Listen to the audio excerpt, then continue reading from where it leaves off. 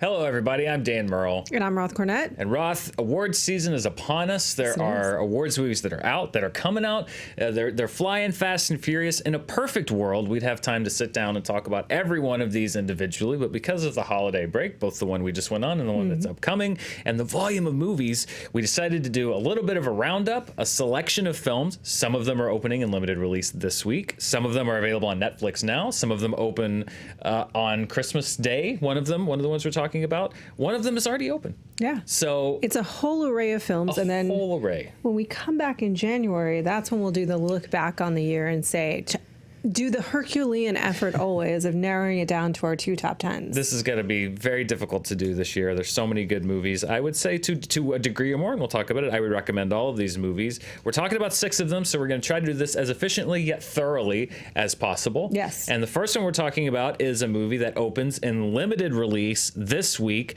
directed by Josh and Benny Safdie, who did the film Good Time, starring Robert Pattinson, which we were both a big fan of a couple of years ago. This one is called Uncut Gems, and it stars the Sandman. Adam Sandler, reminding the world that he can act. Boy, can he act. He stars as a jewel dealer who runs this kind of skeezy shop in New York, who comes upon what he thinks is the find of a lifetime. Kevin Garnett is involved. Gambling is involved. The seedy underbelly of New York City and Atlantic City are both played in. And this is, I've not kept the secret very well, one of my favorite movies of the year. I really love this movie. It is an awards worthy, and I don't mean critics awards or even, I mean Oscar worthy performance, I think, at least for a nomination from Adam Sandler. Idina Menzel also in this movie. As I mentioned, Kevin Garnett playing himself surprisingly good in this Very movie. well, yeah. Along with a lot of several other strong turns. Roth, what did you think of Uncut Gems? So, you brought up Good Time, right? And I think that these are structurally very similar, where they're happening over a period of time, and there's a very kinetic feel to both of the films. There's a propulsive energy. With Robert Pattinson's character in Good Time, it was very frustrating to watch as he made bad choice after bad choice in what is really the worst day any human being has ever had. Well, perhaps not, but a very bad day. Yes. But what you had in that character was sort of an outlet for empathy, right? In that he had this brother that he was caring for. With Adam Sandler's character, this film is infinitely more challenging to watch for 3 reasons. One, he does not have that outlet for empathy. So every bad, self-destructive choice he makes is more and more frustrating and infuriating to watch. 2 is that they use the same techniques of this really kinetic visual and auditory style throughout this film, and used a similar technique in Good Time, but they've turned the dial up here, and it is, and I mean this legitimately, hard to watch. And I don't mean hard to watch because it's sad or painful. I mean hard to watch because it's assaulting. It is like turning up the dial on cable news by 2 million and giving it meth and letting it loose. That's what it's like. But the third reason is that he keeps succeeding. You never know, and this is so smart on their part, you never know when he's going to succeed and fail in these wild swings that he's taking.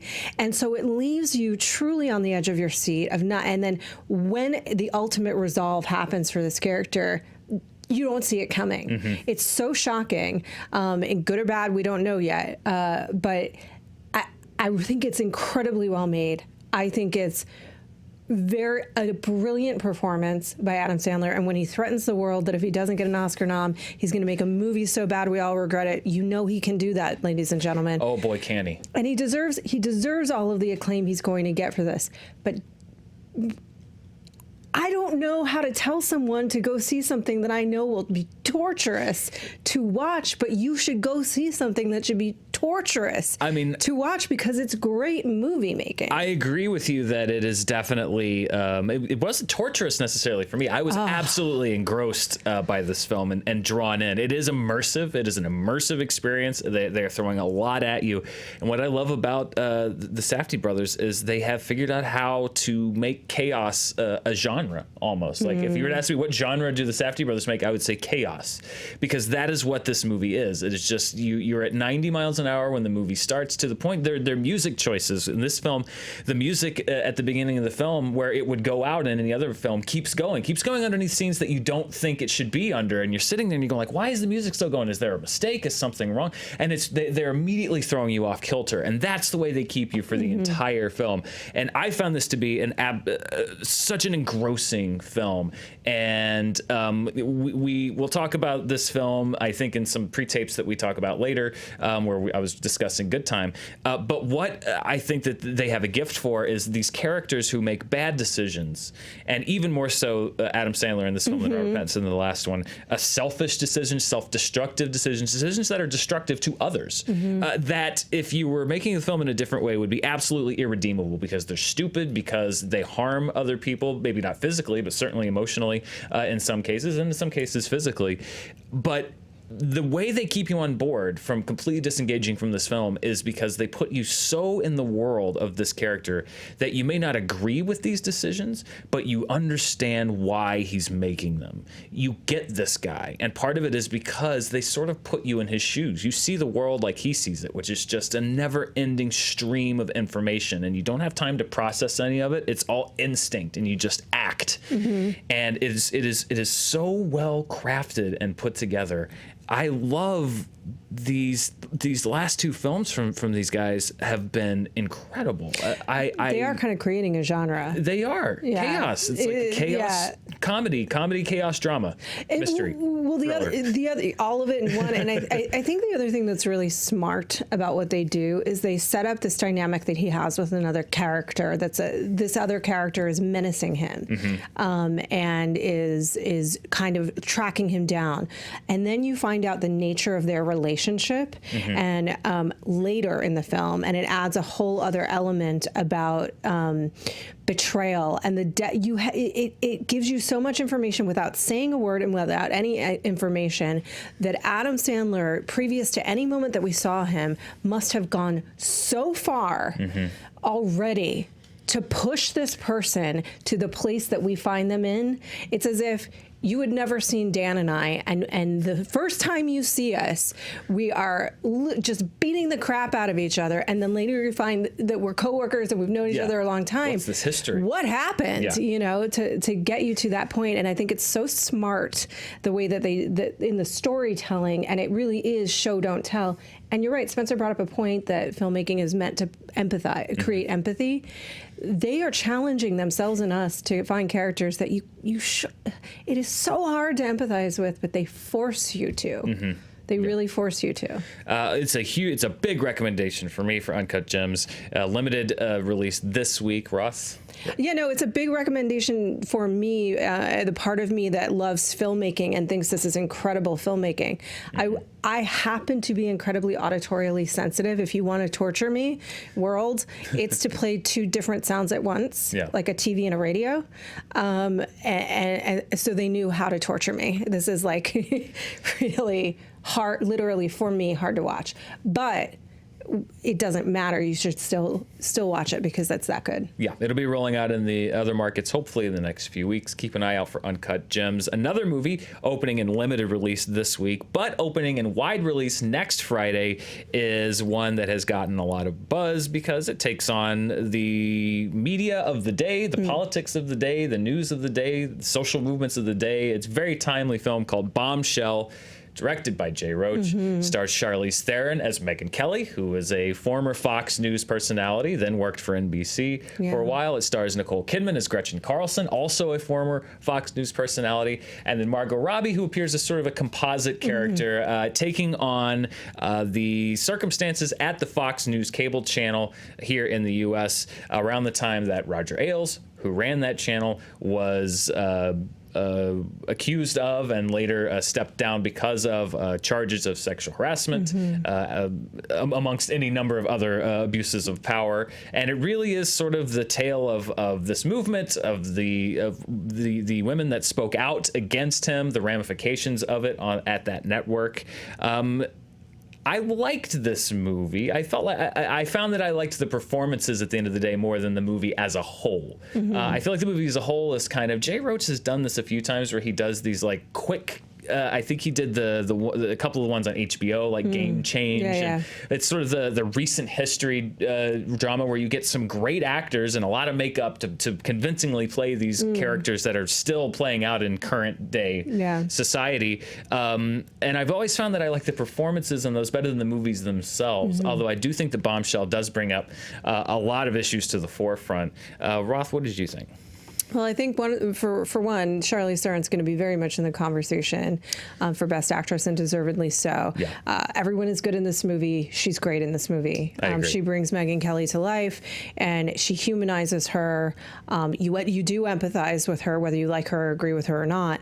And she also does an incredible job of portraying a very, very well-known figure in a convincing manner, but doesn't read like parody. Yes. And the makeup's great. The makeup is really incredible in this film. Very subtle, but so well done. So that's all wonderful, and I think I can recommend all of that about the movie. Yeah. I think it does a fair job of setting up why it was so hard for these various women to come forward, how much was set against them, how unlikely they were to succeed, and how much work had to be done before they were able to come forward to make sure they were protected. And it was arduous, and they were meeting with lawyers, and a lot had to be in place before they could come forward against, especially Roger Ailes, who was so powerful. Who's played in the film under a lot of makeup. By John Lithgow, who is amazing. He, of course, yeah. So I thought all of that was incredibly well done. But at the end of the day, it did feel a little bit procedural. It didn't feel like it actually examined much that was new or had remained unexamined. That said, there's probably plenty of people that haven't examined this as much as others have. I think if people can walk away and understand that how difficult it was for them, how much everyone in the newsrooms were even telling them not to go against Roger. Other women were telling them not to go against Roger, like how hard that was. But what you really need to understand is that this movie portrays it like they were somehow victorious in the end. There are a lot of, that is not true, actually. A lot of them are to this day out of work. This didn't reconcile with Margot Robbie's character, which is an amalgamation. They sort of tie her up and they put a cherry on top. And that's really not what happened. So I think that's a little bit, I don't know, I kind of have mixed feelings about this one. Well, and they bring up the fact in the movie, but the reality is that so many of the people, the key figures in this film, all signed non-disclosure agreements. Yeah. So, either somebody talked on the down low, or there's a lot of speculation, or it's hearsay. You never know. It's much more intriguing, I think, on a macro scale. When you get into the smaller scale, I think that's where it loses some of it for me. Charlize Theron was the big takeaway for me. I mean, it's not a breaking news, no pun intended, that she's a great actor. She is, but as Megyn Kelly, if you know who Megyn Kelly is, you're going to go, wow, that is spot on. But it's not waxworks. It's not an imitation. And I think if you don't know Megyn Kelly, it still reads just as well. She was the standout for me, definitely. I felt like Nicole Kidman was good. That was the one place with the makeup. They gave her this chin and everything. Yeah. It just it felt unnecessary. It was distracting to me. I liked her performance, but I felt like Charlize, who also has a little bit of makeup and stuff done, but it was a little more subtle, and I think her performance was a little less showy. And then I think Margot Robbie is really good in this movie. There's a scene with her and John Lithgow, which is just horrible to watch. It's just not fun to watch at all. No, it's horrifying, and you can imagine that happened a lot. Yes, and it almost feels a little out of pace with the rest of the movie, because the rest of the movie really doesn't go that deep into just the horror of it. It is very much more the procedural part of it. And I think if the movie had, I think probably because they couldn't talk to everyone, they could not delve that subjectively into what happened because they didn't have that insight. And I almost wish that they would have waited a little while longer until maybe some of those NDAs had loosened up, or the enforcement of it was maybe not as big of a deal, and gotten a better view of like the actuality of it, because the glimpses you see behind the what happened of the movie are really powerful. You just don't get a lot of those. So it's a recommendation, but more for the strength of the performances. The movie itself, I thought, was okay. Yeah. I I think it's look, I hate to use this term to some degree. I do think it's an important story. And I think that for that reason, I think people should watch it, and hopefully it opens the door to more conversations. But the human impact is felt mostly through Margot Robbie's character, to your point, which is like kind of sad because there was a human impact elsewhere too. That said, Charlize is great. The reason that her makeup, I think, looks really good is like she's actually a closer fit to Megyn Kelly, that all they really had to do, Megyn Kelly's a beautiful woman, but all they really had to do was make her slightly less symmetrical and add a little forehead. Yeah. I just think I would have bought Nicole Kidman in that role without the big chin. Like, she's such a great actor that, you know, the voice and the mannerisms, and I wouldn't have had, you know, I don't think Gretchen Carlson is so ingrained in your head that it's like, maybe not as much as Megyn Kelly. Exactly like her, that you're going to be taken out of it. So in any event, Bombshell, not quite as much of a recommendation. This moment, actually, just really quickly, this moment I thought was a great moment in the film because it very briefly addresses the idea of we've come so far in terms of point of view with our news anchors that you can have nasty feelings towards someone that doesn't share your point of view. And I think this movie does a good job of pointing that out in a particular moment, so that even if you're not a big fan of Fox and the Fox News anchors, that's fine. They're still human, and they deserve what happened to them. Yeah. Another film that you can watch right now from the comfort of your own home if you choose, but it's also in some theaters still, I believe, is Marriage Story, written and directed by Noah Baumbach. It stars Adam Driver and Scarlett Johansson as a formerly happy couple, maybe. We explore that throughout the movie, who are going through a divorce that eventually snowballs into an out-and-out street fight with lawyers and custody, you name it. But it really is the story of the dissolution of this relationship, and really these two people questioning everything about their time together. It takes on revisionist history. It takes on looking back on things. Are you seeing things clearly? Or are you seeing it through the lens of where you are now? It has an outstanding supporting cast, including Laura Dern, Alan Alda. Always great to see Alan Alda. Ray Liotta, who just like is morphing into like a great character act. I mean, he was always a great actor, but just like his just everything about him, just he brings so much to a role just in that, amongst others. Julie Haggerty, who was in Airplane, and she pops up in different movies. And she's Scarlett Johansson's mom in this movie, and I always liked. She just brings a very vivacious spirit, and she's really good in that role. Like comic relief. She's so funny in this. Yeah, but well, I guess she's a great comedian. She is a great comedian. But I always like to see her pop up like, oh yeah, Julie Haggerty. I'm glad that they found a good role for her. This is a gut punch of a movie. We discussed this on SGU earlier this week about how, you know, there's been clips of, and one clip in particular of a climactic scene in this movie that's been circulating on social media out of context to sort of criticize the actors being nominated for these roles. I think this is some of the finest acting in film this year on the parts of both Scarlett Johansson and Adam Driver.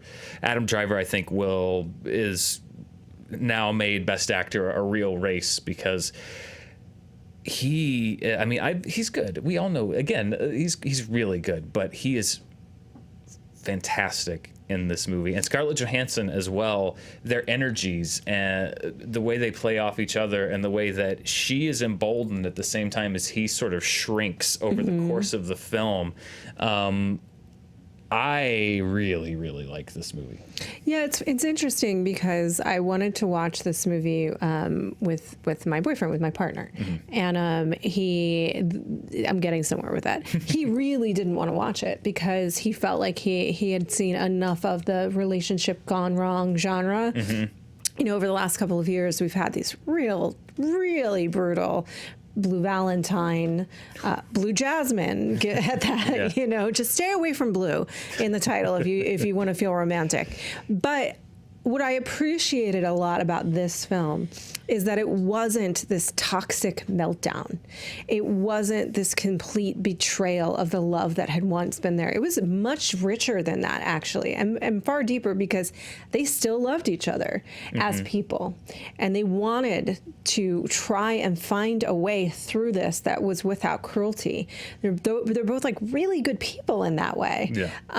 And like a really good story does, you go through these waves of who's at fault here until you finally land at no one is. It's just hard. Life is just hard, and we have conflicting desires sometimes, and sometimes we just grow apart, and that's really painful, particularly if you have a child, particularly of different needs, and you can look back and identify all of those moments in hindsight where you could have been better to someone. Yeah. And that's actually more painful than looking back at all of those moments that they could have been better to you. Yeah. You have to live with that much more so. It's like really well done in that respect, because you walk away from this film still liking both of them, still wanting the best for them, and feeling the bittersweet heartbreak that relationship just couldn't work, and it really truly is no one's fault, but that they did at different points turn ugly toward each other. And I like the approach that Noah Baumbach brings to this movie, which is that the emotions are so deep within these characters that the dispassionate approach he takes to telling their story only highlights how deeply they both feel, pain, love, anger, all of it throughout the movie. One thing that I really like, one scene that I love, and it's played very matter-of-factly, but they're going through this tough divorce negotiation, back and forth, and sniping and accusations flying back and forth about negligence and stuff, and then they break for lunch, and it They're just ordering becomes a the friendly little sandwich. show. You should get this, and then she's like, I love the divorce attorney Laura Dern for Scarlett Johansson. It's like, I read your play, I love your play so much, and and the lawyers are talking to each other, and it's like, even to them, like, it's such high stakes for these characters. But in real life, this is just their job. And, to be honest, yes, they're invested in their clients to the degree that if they win this case for them, that bolsters and I'm sure that there's maybe some actual compassion for them. But to them, it's really just a job. It's really just a job. And once you're breaking for sandwiches, I love that scene as well. You're just, because you can just see Adam Driver and Scarlett Johansson looking so flabbergasted. Just a second ago, we were in this deep emotional mire, and now we're talking about a Cobb salad. Like, what is going on? This is like crazy making. And it really was so smartly done. I think Laura Dern came in and out of it so beautifully. She went into killer mode, she came out of killer mode, and then she went right back into it. And you can see that it's enough about her own ego, which probably makes her really good at her job as a lawyer. Like, she probably needs that personal motivation. But for them, this is their life, this is their kid, this is their marriage. It's a really, really well done movie, and the scene that's being played out of context, I think, is a shame, because it's 100% earned by everything that wasn't hyperbolic and overblown before that. Well, and also and after, and it's devoid of knowledge of these characters, which is that they are both artists. She is an actor. He is a theater director. They do a sort of underground theater in New York, so that the idea that when things do boil over, that there will be some theatricality and that there will be a very large show of emotion in context of the movie, again, is true to these characters, because that is the life that they live. They are dramatic people. They are artistic people. They draw deep within themselves for their work, and now it is coming into their personal life as well. I just don't think that's so unrelatable, though, because I have you ever been so angry that you said something that even as it was coming out of your mouth, you regretted it? Yeah, of course. I think everybody has. That's just human, I think people are just like finding stuff to feel superior about, and I don't know. I would just like to know how many people that are have actually watched the entire movie. I recommend that you watch the entire movie. I think it's this will be a recurring theme. One of the best movies of the year. I think it's deserving of all of the awards attention it's getting. You can watch it right now on Netflix, or if it's playing at a theater near you, seek it out, because it is really in a theater. I found it to be a very intimate experience as well, because you're in small rooms with these people so often. Next up is a movie that's opening on Christmas Day, one of the Christmas Day wide releases. Greta Gerwig is her follow-up to Lady Bird, which was nominated for a lot of Oscars and put her on the map as a director. She's been on the map as an actor, as a matter of fact, working with Noah Baumbach amongst many other directors in her past. There have been many movie versions of Little Women. This is a return to that. It stars Saoirse Ronan as Jo, the Iconic. lead little woman. That sounds bad. I don't know. The main character, Jo, Emma Watson, Florence Pugh, Eliza Scanlon, also in roles as the other March sisters. Laura Dern, also in this movie as Marmee, which I love that name, Marmee. Mama. Marmee. Marmee's the iconic mama. Mama Marmee. I mean, if you know Little Women, then I'm guessing you probably know what this is. When you go to an adaptation, it's all about what does an individual director and a group of actors bring to it. What I think that Greta Gerwig brought to this is a really beautiful visual style. This is shot very lusciously. It is a period piece, but it feels modern, which I think is something that Greta Gerwig also brings to the movie. I'm going to be honest, I was not familiar with the story of Little Women, had not seen any of the adaptations prior to this, so this was my own personal first exposure to the story. I know that there are many people who love Little Women, the Winona Ryder version, and all of the other ones going back to Katharine Hepburn. Yeah, so... Roth, what did you think of them? So I have seen all of the versions of Little Women. I've read the book. My mother, growing up, was a huge fan. I will be very honest. I never connected to it. I never did because my take on it was I almost felt strangled by it. It seemed to say if you're a female, you can be one of 5 things, and they're very distinct from one another. And it's in the form of these sisters that have these very, very distinctive personalities. And it sets Jo up very much as the heroine of the story in the same way Elizabeth Bennet is the heroine of Pride and Prejudice. I guess I just related more to Elizabeth Bennet. I don't know. But that's always been really challenging to me about this, about the story. And then also, Amy, her sister, is very much set up who Florence Pugh plays, who cannot be stopped she's a juggernaut. She is a juggernaut because she takes this character that has been played again and again and again in this one way, and she finds every single interesting choice to make with that role. Every single way she could turn it on a dime and make an unlikable, superficial, really annoying brat interesting, relatable, funny, and frankly, one of the most human characters in this film. She does, and she just about walks away with the movie. She absolutely does. That said, Saoirse Ronan is a brilliant actress, and she's a great Jo. Here's what I think was interesting that she brought to this story, that Greta Gerwig did. It's good and bad. She played with the timelines. It's a very linear story ordinarily, but she played with it, and she sort of like created two different narratives, which I think heightened a lot of the emotionality of some events in the film as set against each other. And but my girlfriend, who was also unfamiliar with it, that came with me, said it actually just confused her. So I don't know. Two people maybe have different versions of that, but also utilize the fact that Jo is a writer. Yes. To comment on the narrative tropes within Little Women as she was telling the story of Little Women, but she got trapped in the end because she was unable to actually alter the ending of the original story. Okay, see, that's where I think it caught me, which is that I think if anyone but Saoirse Ronan had played Jo, then Florence Pugh would have walked over with the movie, but Saoirse Ronan is a genius, a great actor, and so she and I loved her in this part. But that, and again, as somebody coming to it cold, not being familiar with the story, I felt exactly that way, and I suspected that was different about this version, which is that Jo as a character is very modern, very independent, career-oriented, very much forward about what she wants, and she'll sacrifice certain things to get what she wants.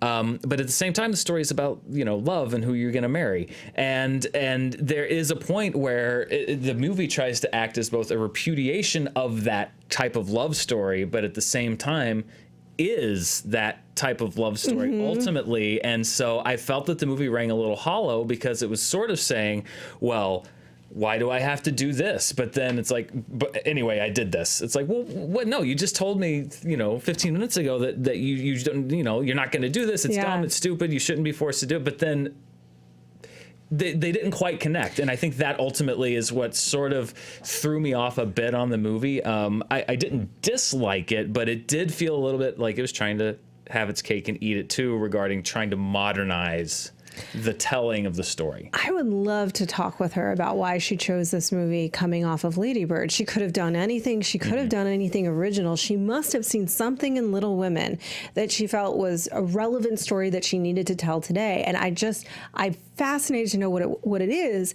And the thing that she did was kind of comment on it and comment on the tropes. And the other fascinating thing is that Little Women is very much a wish fulfillment tale, right? Like, everybody ends up happy in the end, and well, not everyone actually. Yeah. But it has a relatively sort of cherry on top ending.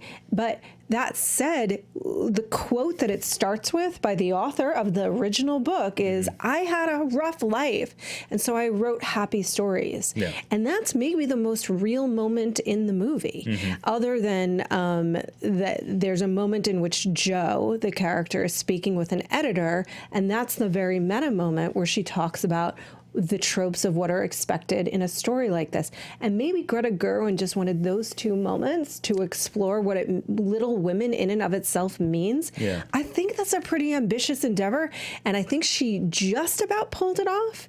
And I think it's really cool if that's what she was after, and there's a lot in there, but it didn't quite deconstruct enough to do that. I don't know if that makes sense. No, I agree. I feel like there was a certain road that Jo was on that would have been a departure if she had walked down that road. Right. But I don't know if it was just reverence for the story or worry that the fans of the story would not take it. But it felt like she was on that road, and then she just kind of shuffled off to the other road. Right, and they don't ever really address it. And the other thing is that she doesn't actually give enough time to any of the romantic relationships, actually, for us to really believe in them.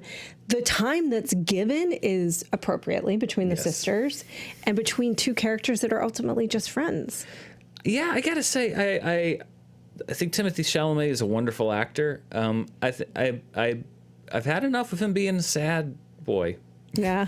He's very sad. He's very sad. I think I've seen him play melancholy and sad and sort of mopey and a little ethereal in a few different movies, and I want to see him stretch a little more. Yeah, because he's not bad. I just felt like I'd seen this role from him before. It seemed like he's now got a type. I hope, and not in every movie. He's certainly played in movies that are not this, but I feel like he's been asked to play this type maybe once or twice too many times. So, yeah. I liked it. It's a beautiful movie. I liked it too. I think that I would love to talk to her, because what feels like happened to me is that she got caught in the loop, which brings me back to what I was saying in the beginning, which is the trap of Little Women, is that you say Jo could have done this or she could have done that. That's the trap, because these characters are presented in a way that they're fairly two-dimensional. Jo can either desire to be a writer or she can desire to be married. That's actually not real, and it's not even remotely human. We are complicated creatures that want different things in different moments, and the world comes at us and says you can have this or you can have that, and we either fall in line or we rebel against, but that the internal nature of what we want and what we don't is way more fluid and way more complicated. So Jo rebels against what the world tells her she can have, and some of her other sisters embrace what the world tells them they can have. That's actually interesting. Yeah. But because these characters are so sharply defined, she struggles to make them human. Yeah. I would say still worth seeing, though. Yeah. Good performances. If you like Little Women, you probably like it. Yeah, It's modern. It's a more modernized take, but yeah, I think you're going to like it if you like the story. So that's Little Women, opens wide on Christmas Day. There is a movie that's opening wide this week that I got a chance to see. Roth, I don't believe you had a chance to see yet. Directed by Clint Eastwood. I did not. Richard Jewell, which is the true story of Richard Jewell, who in 1996 discovered the explosive at the tragedy of the Atlanta Olympics, and then in the days following was identified by the media and the FBI as a potential suspect in the bombing. Ultimately cleared of that. He was heroic. He did save lives, but there was a period of many weeks where he was under a cloud of suspicion as to being involved. And this movie is about that fallout, about the effect on him and his family, about him fighting back. Now, of course, it is engulfed right now in a bit of controversy regarding the portrayal of one of the reporters, who's played by Olivia Wilde in this film. I will say her character is not given any softness. She is the face of the media in this film, which treats him very unfairly. Whether that's accurate, the people that worked for the Atlanta Journal-Constitution at the time and many of her friends say that it is not necessarily accurate, but that is one aspect of the movie. I felt like they were Clint Eastwood was a little too sharp on that and a little too on the nose, just from a characterization standpoint. I think that there is a subtlety with reporting the news, with getting information from an investigation and reporting it, that because you're a news gathering organization, you have to weigh that. And I think you could have gone into that aspect of the story. They really don't choose to do that. They instead choose to portray it as a kind of a ambitious, opportunistic moment for this character that I think you could have. I'm sure that there were probably conversations about, what about what's going to happen when we run this story. They don't really go into that. So I will say it's a little simplistic on that front. The real revelations in this movie, of course, Paul Walter Hauser, who plays Richard Jewell, is great in this movie. He was a standout in I, Tonya as Jeff Gillooly. One of the standout performances in that movie. He turns in a really, really good performance in this film. I think that it could be a sleeper candidate as we go into the tail end of award season for Oscar, because he is a newcomer. He is a fresh face, and he's just really good. He's this guy who's kind of a pathetic guy in the sense of, like, by society standards at least, and he does something great, and he finds himself instead being villainized and told that almost railroaded. And he plays that really well as this guy who ultimately all he wanted to do was be in law enforcement, has respect for the very people that are taking him to task, because that's just how he is. He has respect for law enforcement. He wants to help. And I love the way that they portray that shade. Kathy Bates gives a great supporting performance as his mother, Sam Rockwell as his lawyer. Clint Eastwood has chosen to do a couple of movies, and I felt like this one was far more successful than Sully, which I felt was manufactured, the storyline of a hero who did something objectively great, and then after the fact, people questioning whether what he did was heroic and whether he shared any of the blame for that. It's essentially the same story he was trying to tell with Tom Hanks a few years ago in Sully. I didn't think that movie rang true because there was never any real question about whether what Sully did was... It was like, did this guy do an amazing feat? Yes. And that was the stakes in that movie were really hollow. Yeah. It was. I've always said it. It's the story of a guy who starts the movie as a hero and ends the movie as a hero. Yeah. And the brief moment in between where one or two people thought maybe he wasn't. Yeah. But there's never any question. Or just ask the question that had a really easy answer, which was yes. No, that was amazing. Did you see what he did? Exactly. Like, this is much more of a character study. This is also much more of, when the media identifies someone as a suspect, there are going to be people that say yeah. And when the FBI says that you are, there are going to be people that say, like, well, if law enforcement says that he could be involved, then maybe he is. I think it is. It's almost. I don't. The direction doesn't go to that, but the scenario is almost Hitchcockian in a way of like the innocent man wrongly accused. And the performances really are what sell it for me. Clint Eastwood's style it's his style. It's laid back. It's very matter of fact, very plain spoken. I think he sort of lives or dies by the stories and the actors. Luckily here he has a compelling story and a stable of really good actors. John Hamm is also in this movie. So I feel like maybe there was some potential that was left on the table, but it is a well-acted, well-told story of this guy who just gets caught up in something, and all he wants to do really was just go back to work. And that's just not what was in the cards. It is an unfair story. Richard Jewell, who has passed away, sadly, he felt the ramifications of this for his entire life. And you can't put that genie back in the bottle. So I would recommend this with the caveat that I do think that it is a bit simplistically, the stakes are a bit simplistically stated. If you're looking for style, you're not necessarily going to get it, but you are going to get solid acting and a really compelling story. So it's a recommendation for Richard Jewell, particularly for the performances. And in the case of those performances, Paul Walter Hauser and Kathy Bates would be the two standouts for me. Roth, let's end with a movie that has been out for about a month. A very small film that has gained a lot of momentum in the critical circles, has showed up on a lot of nominations and winners for the Critics Awards, has not yet really showed up on a lot of mainstream awards lists, but deserves to in a number of categories, and that is a movie called Waves. It is directed by Trey Edward Schultz, who did It Comes at Night, amongst other films. It stars Sterling K. Brown, Calvin Harrison Jr., Taylor Russell, as three members of a family who face a tragedy, a succession of tragedies and bad circumstances. And this is a movie more than any that's about perspective. Whose eyes you're seeing it through. And the film itself, it took me a while to actually adjust to it. The film itself is shot in different aspect ratios that change depending on, it's not like Transformers. I promise. They don't change every 2 seconds. They change depending on what sequence of the film. That was one of my favorite parts. What? The aspect ratio. The aspect ratio, because it's shot in, I don't know the exact ones, but it looks like 2:3:5 and then 1:8:5. Certain sections are in 4:3, and it opens and closes depending on the perspective. And I think that that's a really interesting and impactful way to show as a storytelling tool and not a gimmick. Yeah, I know. We are not talking about every great movie that came out this year in this video, which is some of the awards contenders. This is the one that I feel fairly certain will end up in my top 10 list this year. I love this movie.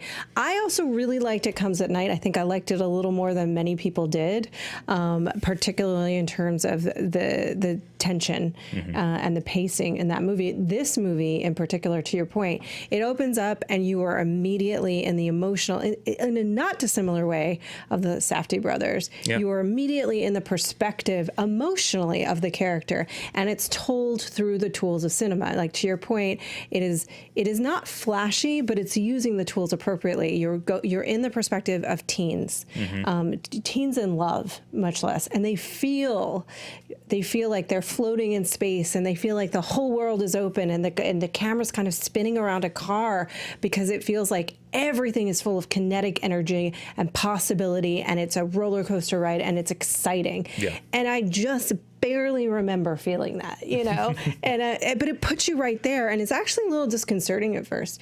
And then you're following the perspective of this one character as a series of challenges befall him. And they just sort of start to, again, not dissimilarly, escalate and become more challenging. And because he is young, he makes poor choices, and choices that don't take in the idea of consequence. And that's when you see the aspect ratio change, because an event happens, and the minute that it does, the screen just goes black, and then you're into 4:3. Because this is the moment that life has become a prison, that you are trapped in this one action that will now define you forever, that your family is now trapped in this one action, and everything should feel small and contained and claustrophobic. And then in another moment, the aspect ratio changes, and you're following a different character.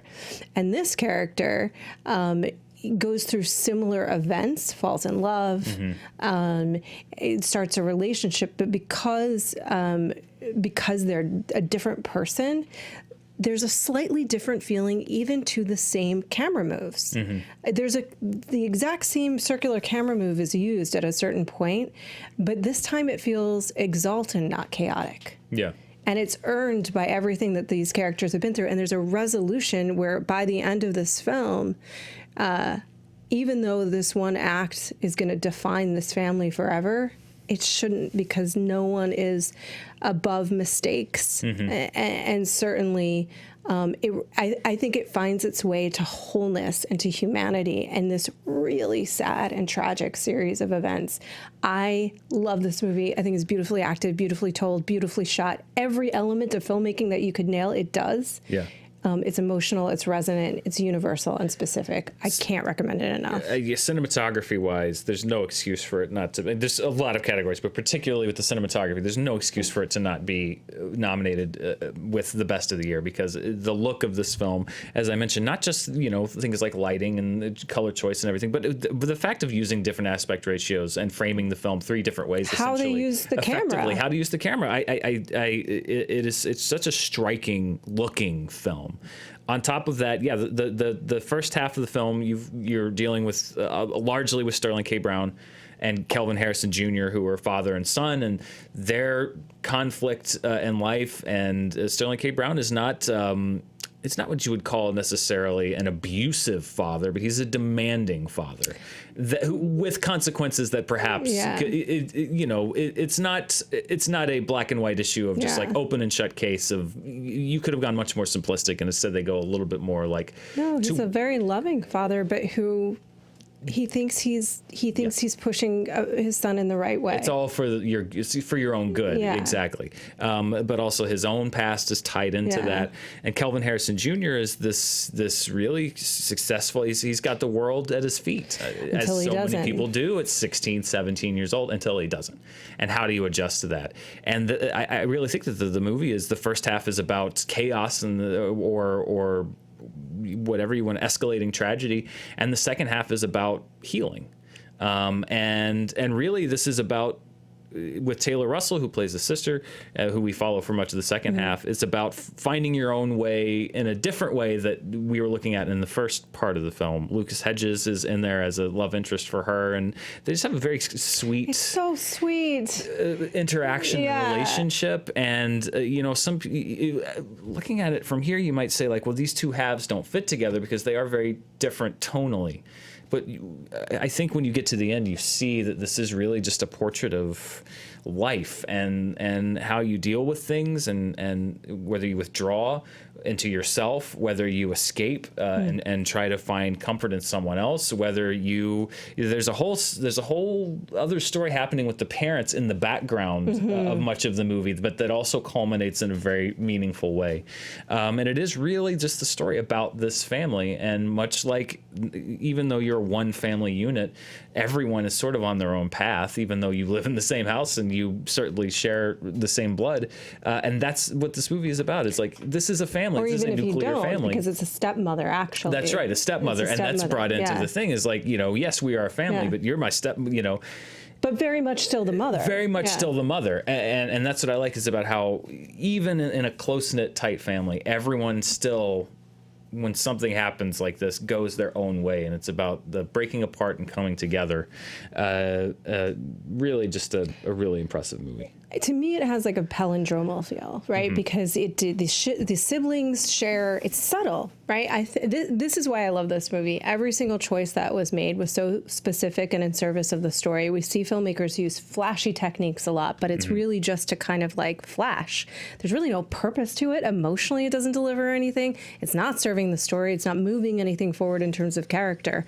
Every single decision in this movie is absolutely serving the story and serving the character. So the siblings share a bathroom, which seems like a very small thing, but there's no fine point put on their relationship in the first part of the movie. She's just sort of there in this background, the background of his life, really, like how a sibling can feel when you're a teenager. Except for this one desperate moment when he needs someone, and she is there, because that is also very sibling-like. That is the person that will be there when you are on the floor.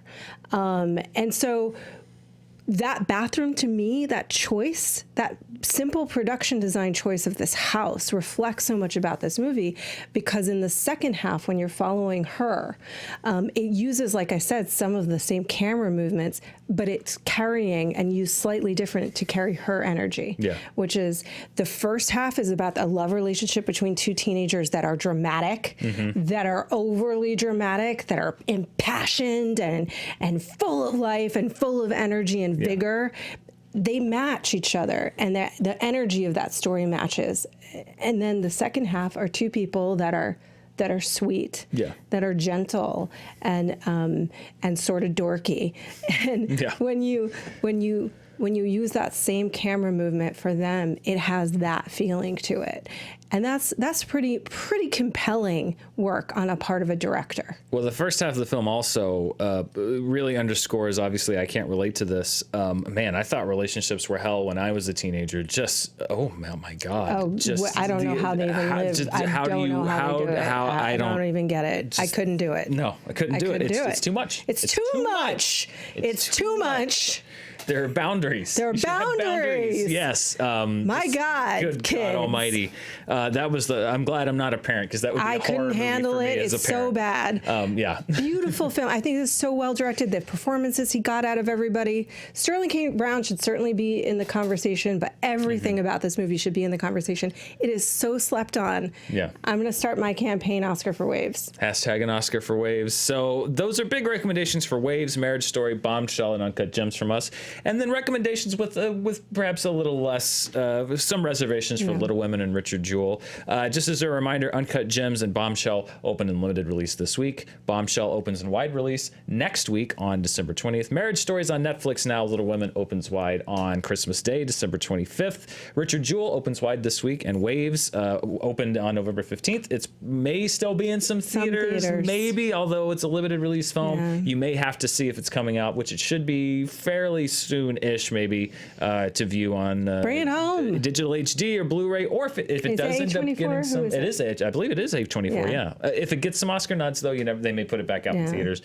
If it's near you, check it out. Go see it. It's one of the most unique films of 2019. Roth, we did it. We went through 6 movies. Did it. I don't know how long it's been, but it seemed like it. I had fun. I had a good time. We hope you had a good time. Join us next week here on Fandom Entertainment. We've got 2 big reviews and maybe another one for another film that I really loved, and I kind of want to wait for Roth to see. We'll see if we can make the timing work. But we've got Star Wars: The Rise of Skywalker, or whatever. Okay. And Cats. Cats, people. Coming next week. We're both so excited. The countdown to Cats. It's going to be a lot of fun. Join us then. Thanks for watching today. We'll see you next time.